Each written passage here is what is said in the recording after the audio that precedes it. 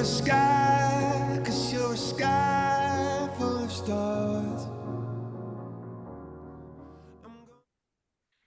So welcome to another Two Crazy Chicks episode.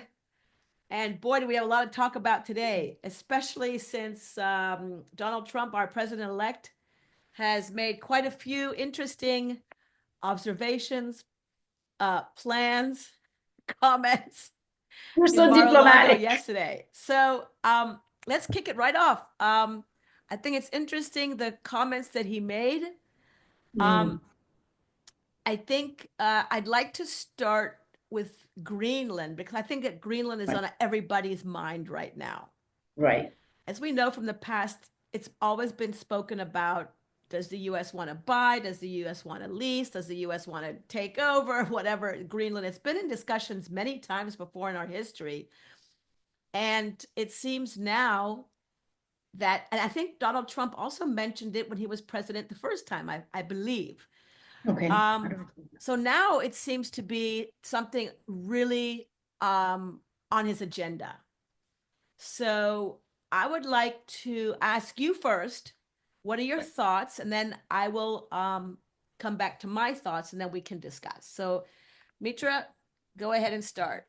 You know, you have to give him credit. It really does take a lower male anatomy to tell the owner of Greenland, hey, I'm going to take it, whether you like it or not, right?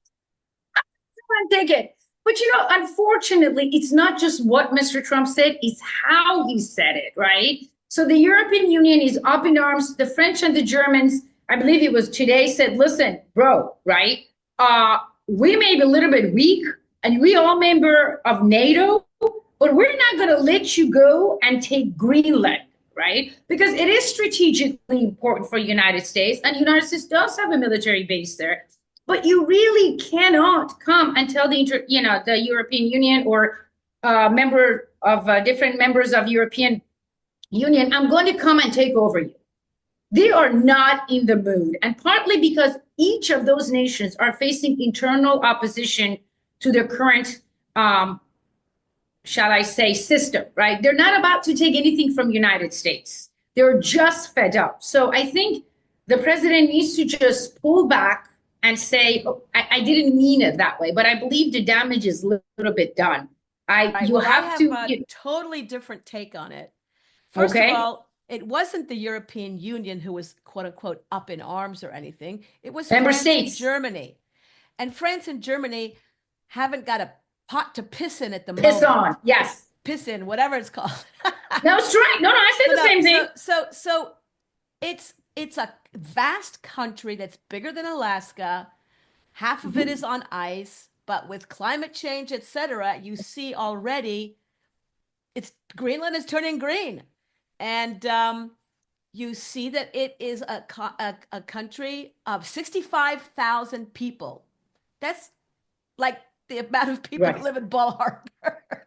And I think we're probably bigger.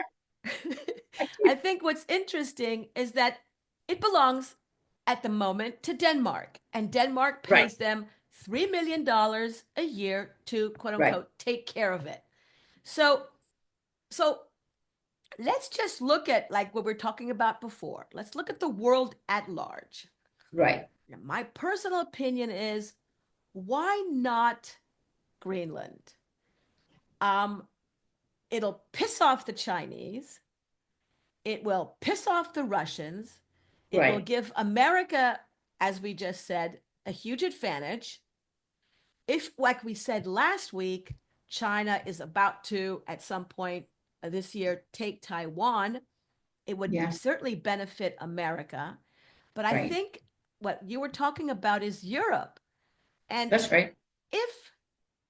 If the U.S. is, quote unquote, leasing, I don't think they want to say it's owning it, but if they're leasing it or they're moving into it or they're managing it or whatever the deal is, it benefits Europe, Mitra. It benefits Europe a lot.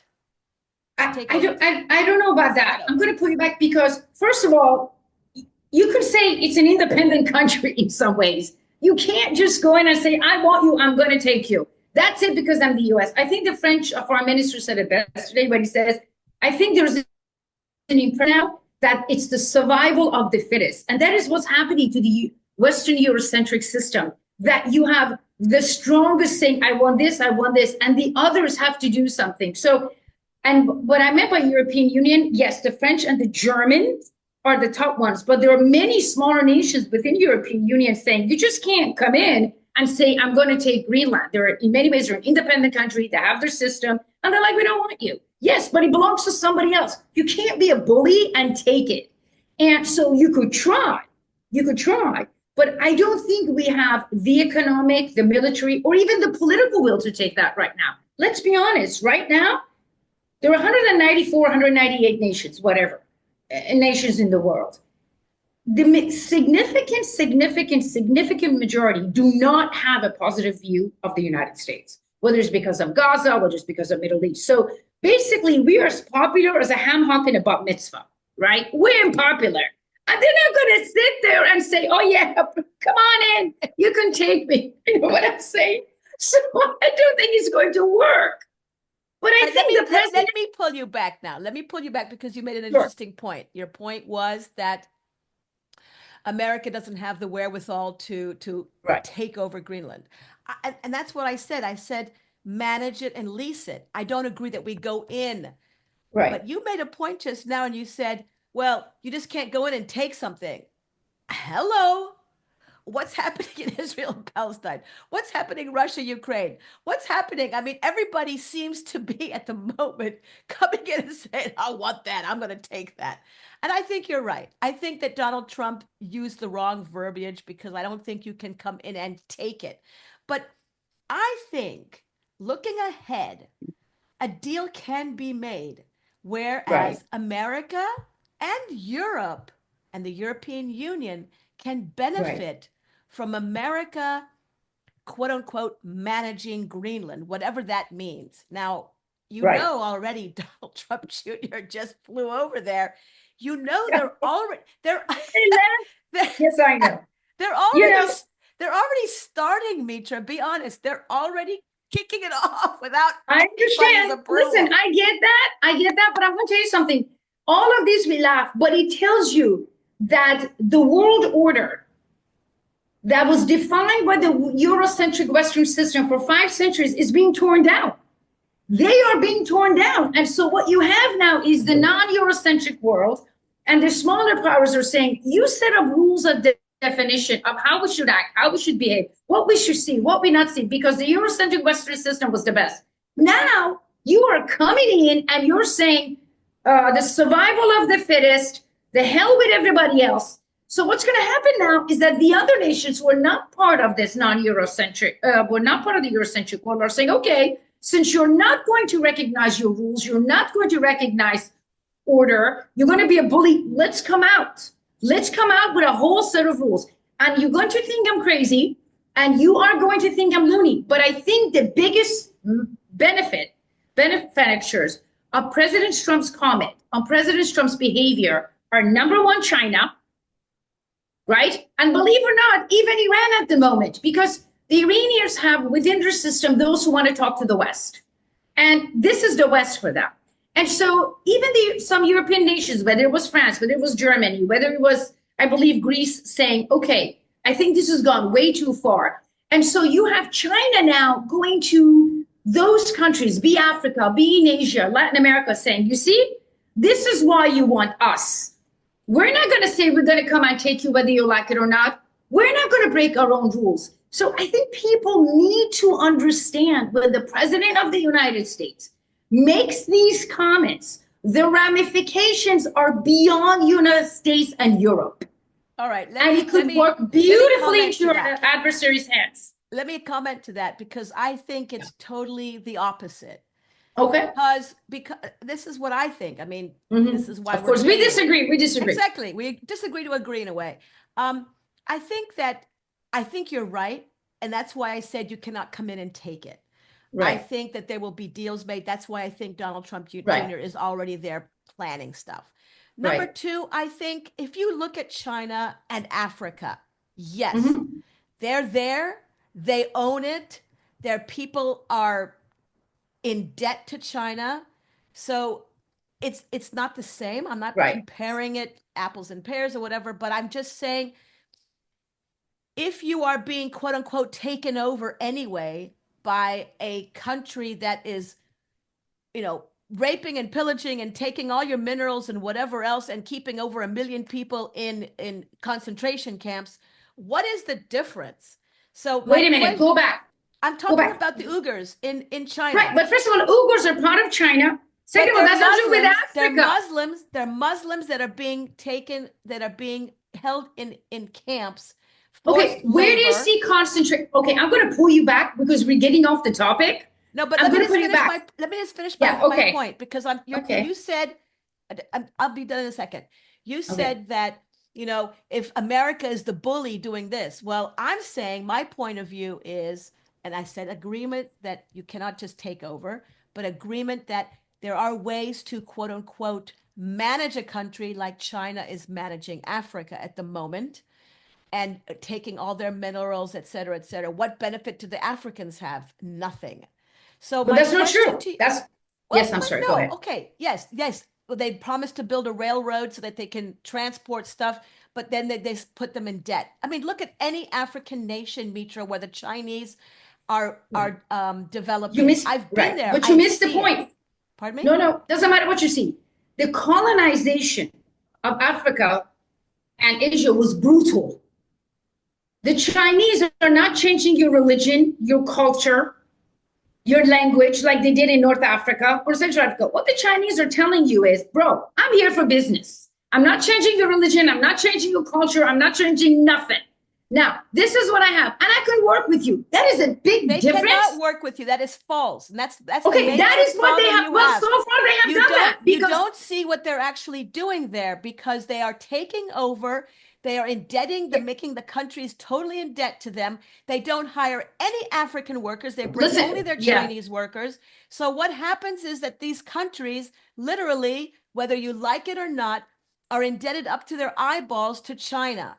But I understand. But I think you're right. I understand that. That's the same in Europe. Yeah, but that's the same in Europe. We're talking about today. We're talking about even today. I'm talking even today. Even today I'm talking about. Even today, listen, it's not about indebted. China is a power. It's going to do what we did, but it's the way you do it. It was not lost on anyone. President Macron says we have to leave Africa. So if they would treated them better, if they would treated them with respect, China went in with the mindset that, hey, I'm not above you, at least an appearance. Let's work something out. That's all. They didn't go with the mindset that you're nothing, I'm above you. That is the difference. Now I'm going to get into a lot of trouble for saying China is great. Oh my God, please don't say. Mitra says China is great. That's not what I'm saying. No. These people, no disrespect intended. I get it. They're very separate from the society. But I understand what you're saying. But I mean in the center. You know what I'm saying? I'm not saying China is great, but what I'm saying right now is that, perception. It's the perception. I just think that if you say to yourself, let's go back to Greenland, because I think we're getting off topic. Yes. And that's my fault probably. For a minute, we got off the topic a little. Yes. So I think what we should do, because we've spoken quite a bit about Greenland right now. I'm just in summary. I think personally, if there is a way to quote unquote manage Greenland in a way like if you say the Chinese manage Africa, for the benefit of the US and the European Union, I think it's a good thing.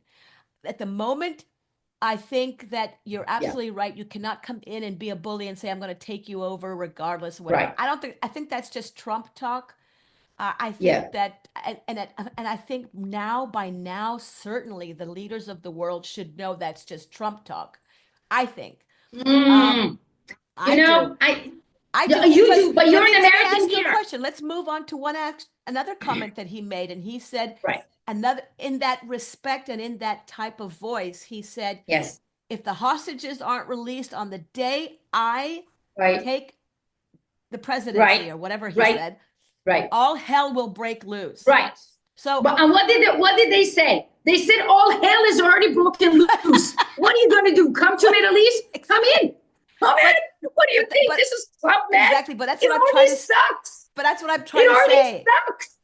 I think that's what I'm trying to say is that No, they took it. he's No, a don't get me wrong. he's a No. boisterous voice that No, they took it seriously. okay.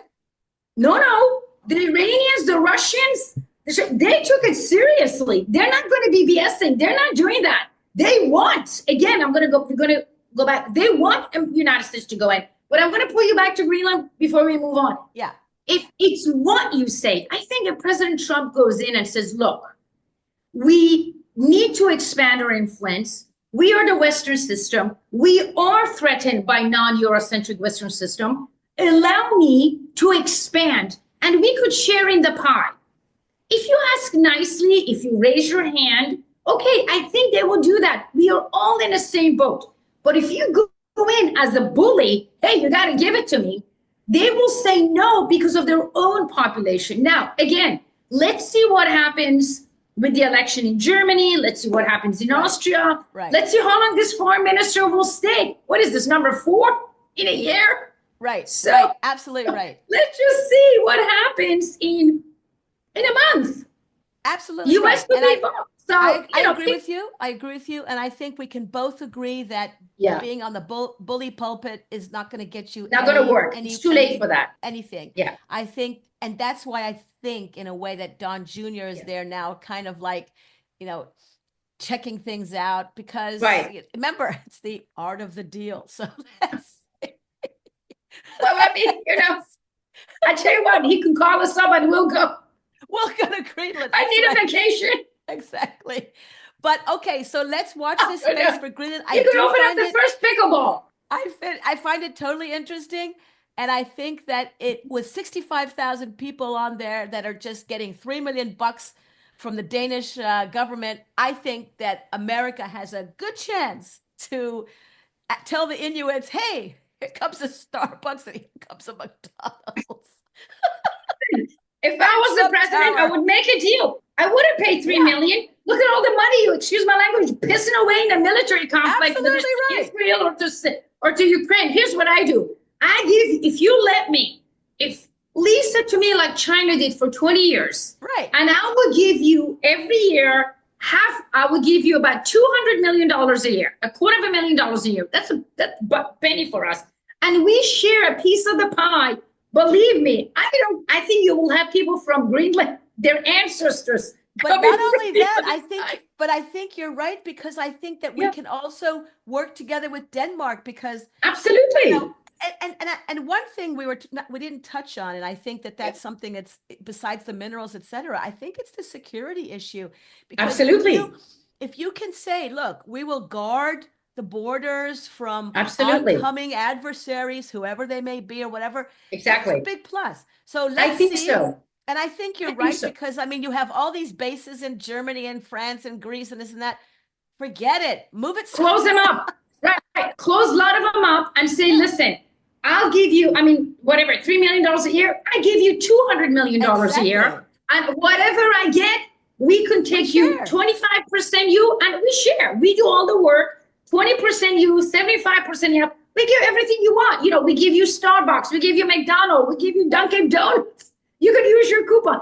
If you go by that way, I think, if you go as a friendly way and say, I am not an adversary and I'm an ally and we're both in the same boat, and raise your hand. And by the way, here's the money. I think, believe it or not, they will agree. Right. Or at least think about. Because $200 million is a lot of money. Heck yeah. It's a lot of money for Denmark. It's a small country. Plus, we pay for the extra security. Plus, we make the natural resources. We need to get access to natural resources. Whether it's palladium, whether it's nickel, whether it's titanium. 60% of world's titanium comes from China or controlled by China. That's huge. We need to get access to those raw materials. So don't bully. Raise your hand and say, make a deal. Make a deal. Make a deal, because, make a deal. Agreed. But go to Mexico and say, no, I'm not going to call it Gulf. I'm not going to call it Gulf of America. I'm surprised he didn't call it the Trump Canal or whatever. I don't know, whatever. Oh, my God. I'm telling you, we're going to end up well, never mind. All right, let's talk about canal. Let's go to Panama. Absolutely. Let's go to Panama Canal. What are your thoughts there? you have to understand Panama Canal strategically is extremely important for the United States because people need to realize, of course, the statistics, it depends which statistic but generally about 30 up to 35% of American goods comes through the Persian Gulf and the Red Sea, right? And I believe, if I'm not mistaken, another 50 some odd percent, about 50% or so, 52%, and again, which statistics you're going to look at, comes from Panama Canal. And Panama Canal, therefore, becomes hugely important. And that's why we're having problems, because when, with the environmental issues, there was less rain coming in, people could not get their goods through. So it's very important with Panama Canal. Again, with Panama Canal, we have tremendous amount of resources. If you want to have more access, then raise your hand and go to the people of Panama and say, look, I know you have Chinese restaurant down the street. I know you have Russian restaurant next door. How about a McDonald's, right? Allow us to come in. We could get, I think, anything we want if we ask politely and if we ask safe and we make him understand that, yes, we have made mistakes in the past. Absolutely, we have made mistakes in the past. But now it's the time to unite, because Central America, South America, we are all Americas. I think you do that. But to come in and say, I'm going to take over Panama Canal, I think if even Teddy Roosevelt could come back with his horse from the dead saying, charge, you're not going to get it like that. Well, a few statistics for you. The U.S. The Panama Canal does around $270 billion worth of cargo passes through the Panama Canal annually. Okay? Absolutely. Of that, around 40% of the U.S.'s container traffic. That's right. 40%. So 40. I thought it was a little bit more. I thought it was 50. I thought it was 40. 50, but okay. Anyway, 40%. Yeah, it's a lot. The point is, it's a lot.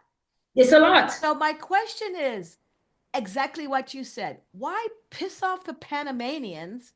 Right. Work together with them. If we have that much at stake, yes. What would it mean to take it over? So would Trump think that by taking it over, it's going to suddenly increase, or he's going to prevent the Chinese cargo coming in, or this, that, and the other? It's not going to happen, because therefore Americans cannot get their own goods. So he's almost shooting himself in the foot. Right.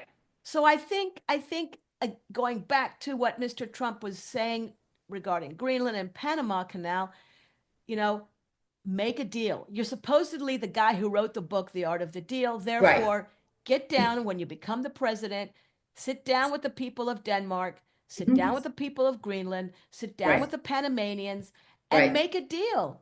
And stop this bullying, because it's not going to work. It didn't work 8 years ago, and it's not going to work today. I think it's even less than that. I think, obviously, I could be wrong. I believe the president's intention is, I'm going to use the Panama Canal. I'm going to take over to prevent Chinese goods coming through. But what the president doesn't understand is that China has much more opportunities to transport its goods, whether it's the Persian Gulf, whether it's the Red Sea, whether it's its own ports, right? So China has a lot more abilities to transfer its goods than the United States does. And so if the mindset, again, I'm not sure if that's the case, but if the president mindset is, if I control Panama Canal, I'm not going to allow the Chinese goods to go through, you're like, okay, but no offense. Then there's the Red Sea, then there's the Persian Gulf, then there's all the ports you goes through that United States needs. So I think the Chinese are in a much, much more nicer and comfortable position when it comes to, exporting their goods than we are. So I don't know who the advisor is. I don't know if that was the reason the president says that, to use it against the bargaining chip against China. But, when you own, and we disagreed on the numbers, when you lease or own for 69 ports and another 31 ports or so, you have influencing, you really can go around the Panama Canal. It may be a little bit expensive, but you have everything else. So if that was the reason the president said it, I think he needs to pull back and realize, no. That's not going to work. But Panama Clause is important. So go to Panama. Agree. And by the way, and say, listen, why don't we also come up, with an immigration policy, with a security policy? If you treat the people of Latin America with the respect that they want and they deserve, China and Russia wouldn't dare go. They wouldn't survive 2 minutes. They're there because they respect those people, even though they may not believe it. All right. I think with the Panama Canal, I think we both agree. I don't think that it is that Mr. Trump doesn't know what's going on. I think that it's just the Mar-a-Lago bully pulpit getting everybody gung-ho. We're going to do this, we're going to do that. But in essence, he has enough, I believe, enough advisors telling him, chill, you got to do it this way. You cannot do it that way. So can I tell you something? That's just, sorry? Yeah. You have an excellent point. Or all of this could be a ruse because he's doing something else, maybe in Asia, maybe in West Asia, and he doesn't want anybody to look at there. It's a possibility. Well, speaking about China, I want to take you to something else that just came out, and that is that one of China's largest port operations has banned a U.S. sanctioned Russian oil tanker from docking at its berths. And it is calling it a shadow fleet. And this is interesting to me. I'm wondering why suddenly the Chinese have said no to the oil tanker from Russia. From Russia, I think it's in Shandong or something. Right. So I only read very little about that, but like we discussed before, very much recently, I think it was like a couple of weeks ago, that the Chinese and the Russians, Russia went to China and Iran went to China separately. So again, as we said before, this could also, I don't have enough information on that. It could be ruse, but those three are interunited, are absolutely interunited. And I think the fact that China is setting the ships circulating around Taiwan, China is sending, if it was China, but who else would it be, cutting the underwater cables. It's bringing more air defenses. Those things are not going away at all. No, but what does that have to do with China saying no to Russia if they're such a great ally? I think the only thing I'm thinking was part of their strategy when they met with Russia and Iran. I think it's something else, Mitra. Or, if I may, I think it was a signal by China. Even it's China, Russian, Iranian. If that's the case, I don't know much about it as of yet. Really telling the Iranians and the Russians, I'm still the top dog. Do you understand? Because remember, they were all member of BRICS. But it's oil, and China needs oil. So it's. But no, China doesn't need oil from Russia. China needs. That's oil from Saudi Arabia and Iran. Well, how can you say that China doesn't need oil because from Russia? Can I tell you something? Because Iran oil from America still. That's not. No. But the significant. No. Wait, if I may, a great part of Chinese oil comes from Middle East and West Asia. I realize that, but that's not the point. China needs oil. The point is that China just. I understand. So right now, that's the only thing I'm thinking. Oil tanker from their port. I would wait, honestly. But I right, that's what I'm saying. I'm only surmising. Give it a week. Finish my sentence, Mitra. I'm sorry. That's okay. I think it's interesting because it's the first time that China has said no to a U.S. sanctioned oil tanker from Russia. This is interesting to me. And now I'm going to give you my blurb, which is I don't know anything about it because it just came out. Right. I wonder. Yes. I'm just wondering where we know the different intricacies of how people work and this and that. And we know, do you think there's a chance that China did this on purpose in order to somehow placate Donald Trump? Meaning, think about it. He's about to become president. China does something in quote unquote favor of the US by saying no to Russia. Then China, 2 weeks from now, let's just say, takes over Taiwan. Do you think by chance there is anything in the Oh, background to that get we rid of don't Russia see. for Taiwan. I see what you're saying. Yeah, You know, sorry, it's an yeah. interesting point, but I think because of BRICS, because of contracts between Russia, China, and Iran, in particular Russia and China, it'll be an extremely dangerous game for China to play that. You could have that, but as of now, again, it just happened. If you would have asked me now, I would see it on, ironically, more of a ruse played by Russia and China themselves in order to give that image. It's sort of like, do you remember when the Turks were saying Israel is no good and Assad is great? Meanwhile, they were, and the Russians and the Iranians are right. Meanwhile, he was working with Israel and US against Iran and Russia.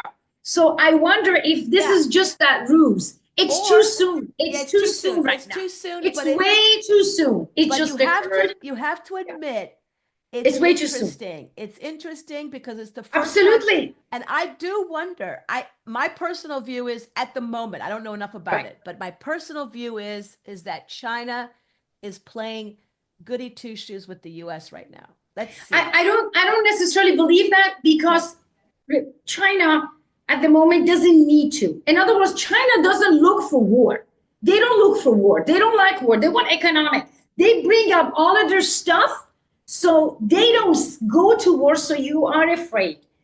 If China wants Taiwan, and I think they will get it, they will certainly cut off economically, and then they will go perhaps then politically, and then militarily. It doesn't need to sell out Russia, because when you do that, when you stop Russia, you're pissing off the Russians, and then you're creating a division within the BRICS movement.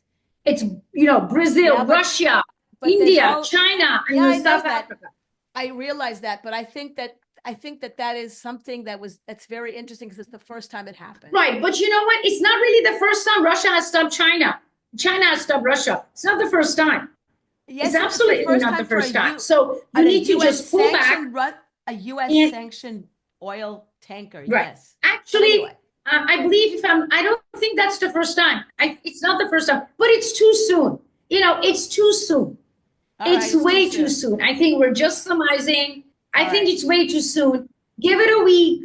Give it a couple of weeks. Let's see what's going on. It's way, way too soon. And I think all of these things, and again, I am going to go back to Asia, whether it's the Panama Canal, whether it's, Ukraine, whether it's Middle East, everyone is looking here. Meanwhile, the Chinese are doing their own thing.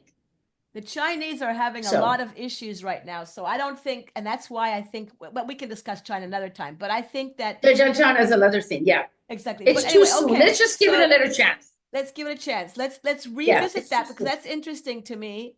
Yeah. Let's see what happens in the next couple of weeks. Right. So we talked about Greenland. We talked about Panama Canal. We talked a little bit about Mexico China and the vessel. Just hope that this bloody Ukraine war ends soon.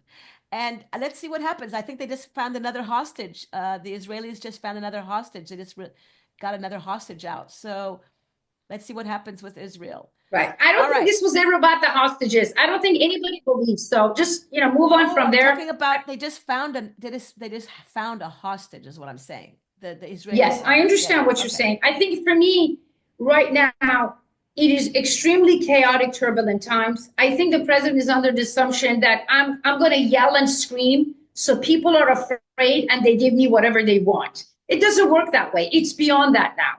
The region sees United States as weakened because you have to be honest, whether it's the Biden administration or whether it's the Blinken administration, whoever is running the foreign policy permanently damaged America's image because of what happened in Middle East and Ukraine, the hypocritical double standard. And so I think when the president comes in, he's going to soon realize this isn't 4 years ago, 5 years ago. So I think he will pull back to see what's going on. I think our biggest concern in the next few weeks will be the conflict, most likely between Israel and Iran, and whether the U.S. will be involved. Yeah, I disagree with that. I don't have any qualms about Iran. I think that that'll be nipped in the bud very quickly because I think when Trump comes in, we will see a lot of movement in Israel. We will see a lot of movement, Ukraine and Russia. I'm hoping. So anyway, okay. Right, but I think it's interesting. So it'll be interesting on the movement. I think the movement, if I may, I think it'll be very interesting on the movement. But if I could I know we're supposed to Ukraine. I'm just going to throw this out there. Never, what you always wish is not basically always the best. I think it was 2 days yesterday when the intelligence officer or the gentleman from the Israelis said, "Oh my God, we created this monster with having Turkey and the Islamists in power now," right? We were better off having the Iranians. True. They got what they wished for, and the Iranians were going, "Told you so, told you so, told you so." Yeah. Well, Iran is another. But that's a different story. That's not Panama Canal, All right. Thank you, Mitra. Talk to you next time. Next year. Thank you. Bye. Bye-bye.